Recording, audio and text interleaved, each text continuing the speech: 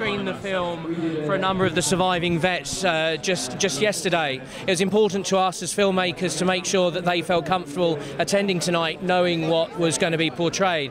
And that was a real comfort and reassurance that they readily sort of embrace, you know, our telling of their story. And did the film change much during edit, or is it pretty much as you visualised it from the start?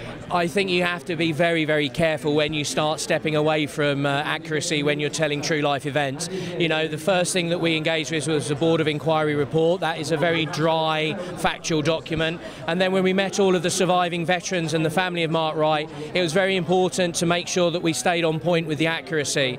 You know, these are either the legacy of people that have lived or living people, and I think you can't, as a filmmaker, be flippant with that. And it took 18 months to persuade the MOD you were the real deal. Now that all came about, I mean, it's been done in an incredibly short period of time. You started shooting production beginning of August, wasn't it? Well, we did. We shot during the summer. I think, you know, in independent film, you find your breaks where they are.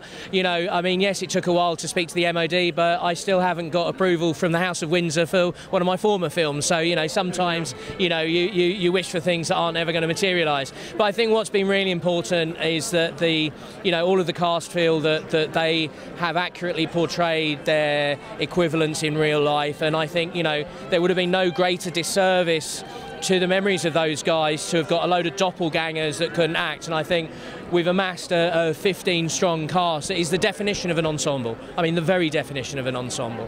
Which is superb, because that's the whole ethos of the actual event. And I think for me, the other superb thing was not having, or the soundtrack was the soundtrack of the desert and the men. Were you ever tempted to put more music in there, or just tell it straight? I think it's a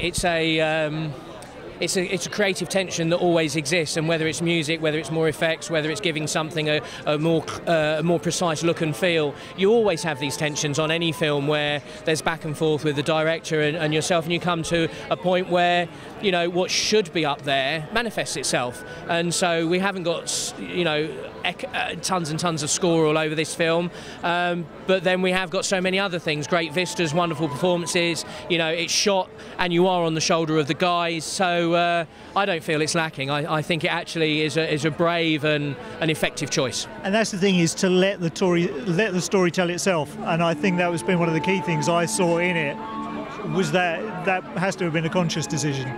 Absolutely. I mean, I think, you know, the veracity was there, the accuracy was there. You know, we didn't have to push the story in a direction or another, because it was, you know, it was real life events. You know, just when you need a heightening of tension, something happens, and that was what happened on the day. And I've heard it said that the best acting is when you can't tell that they're acting. And how did you feel that went across? Because for me, it was perfect.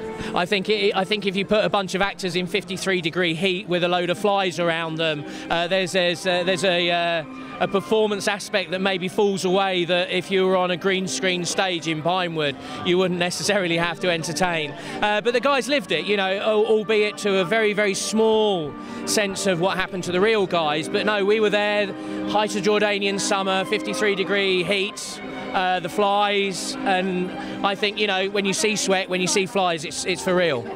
Thank you very much for your time. Lovely to speak to you. Cheers. Ladies and gentlemen, you're watching Hey You Guys! Hey You Guys, huh? Hey You Guys. Is that from the Goonies? It is indeed, yes. Nice. Hey!